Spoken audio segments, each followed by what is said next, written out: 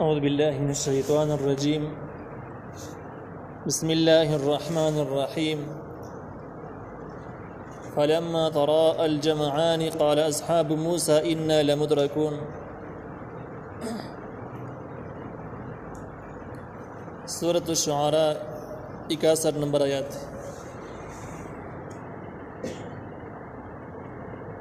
بدی آیات مبارکه کی د موسی علیہ السلام د هغه ملګرو چې کوم په هجرت کې وتلي د هغوی یره ذکر کیږي چې کله دې سه فرعونیان مخامخ شو، شاته فرعونیانو لښکرې روانې وي ښه منظم مسلح او وړاندې سمندر و، نو ظاهري صورت دا و چې د هیبت او د یرې ټیم نو بدی باندې یره راغله. الله تعالی فلما پس هر کله تراءى الجمعان چې مخامخ شوې دواړه ډلې، یو ډله د موسی علیه السلام و بني اسرائیل او بله ډله د فرعونیانو وه. قال اصحاب موسی، نو ویل ملګرو د موسی علیه السلام انا لمدرکون، یقینا موږ ګیر شو، محاصره شو. او د دوی ګیرېدل ښکاره واضح ځکه و چې مخ شاته نه لښکرې وي او مخکې د سمندر و او دوی منځ کې راغله.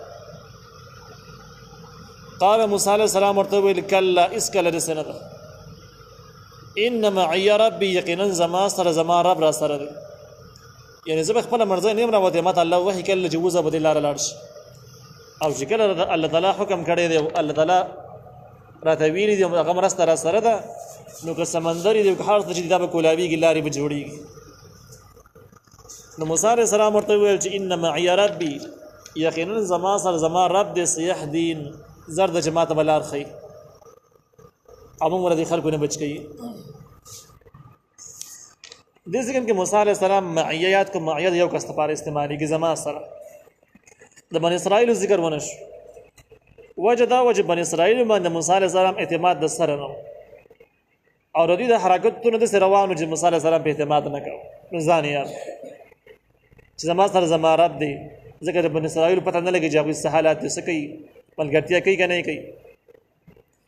د دې په مقابل کې چې کله نبی علیه السلام هجرت وکړ غار ثور کې پناه واخیستله او دغسې حالت به دوی باندې راغله، کافران دې تاو شو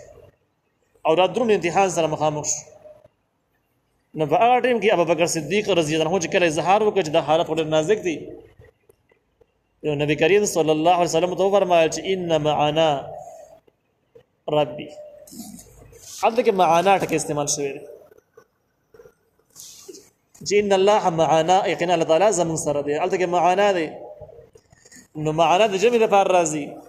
او دغه دوی دوه کسان دي. نو دغه ځای کې د نبی علیه السلام ابوبکر صدیق رضی الله عنه باندې پوره اعتماد و، پوره یقین به نو ځکه ځان سره ملګری په دغه جمله کې چې ان الله معنا، یقینا الله تعالی موږ سره دی.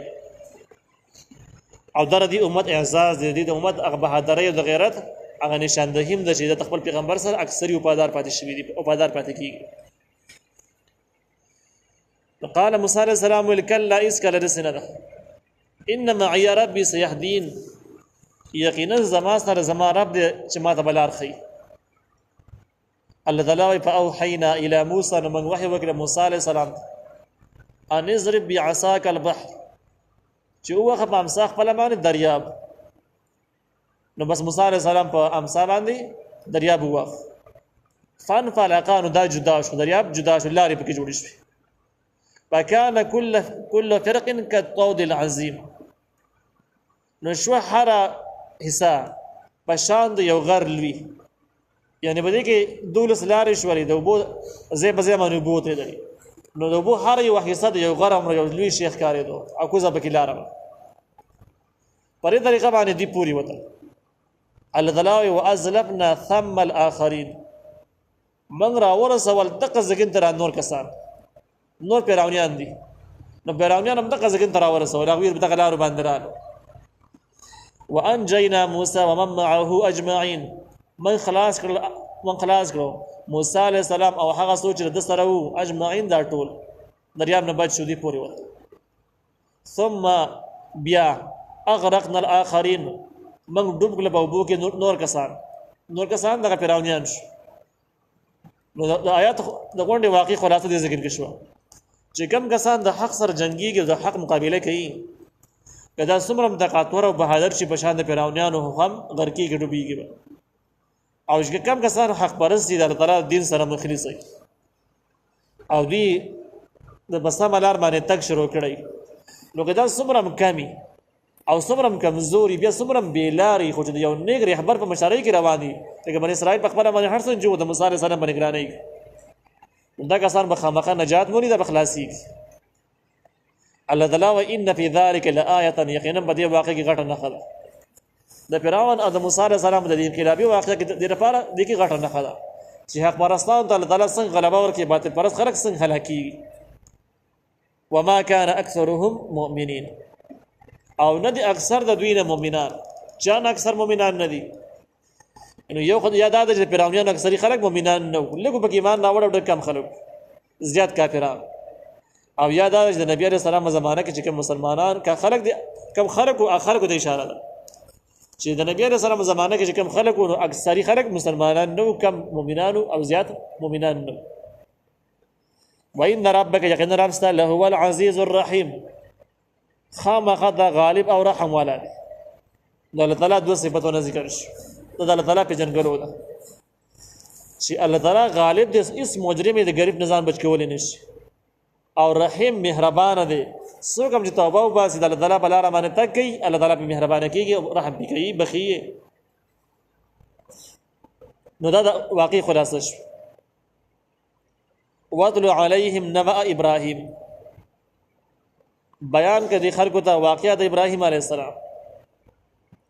مخکې د موسی علیه السلام واقعه ذکر شو او د هغې په مقابل کې فرعونیانو واقعه د دغه واقعې وړاندېوالې وجه دا ده د واقعې په تفصیل سره هم ذکر شوله د دې وجه دا ده چې نبي علیه السلام چې کوم ځایونو کې دعوت چلاوه کوم ځای کې د دعوت اولني مخاطبین چې کوم اکثر بني اسرائیل او یهودیان خلک د دغه ځای کې موجود او دې خلکو د موسی علیه السلام پیغمبري منله نو په دې وجه باندې اول د دې واقعه ذکر شو په تفصیل سره ذکر شو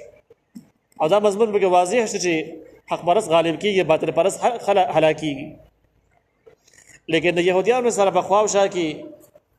نور خلک اوسېدو مشرکان اوسېدل دغه شان نصارا عیسایان اوسېدل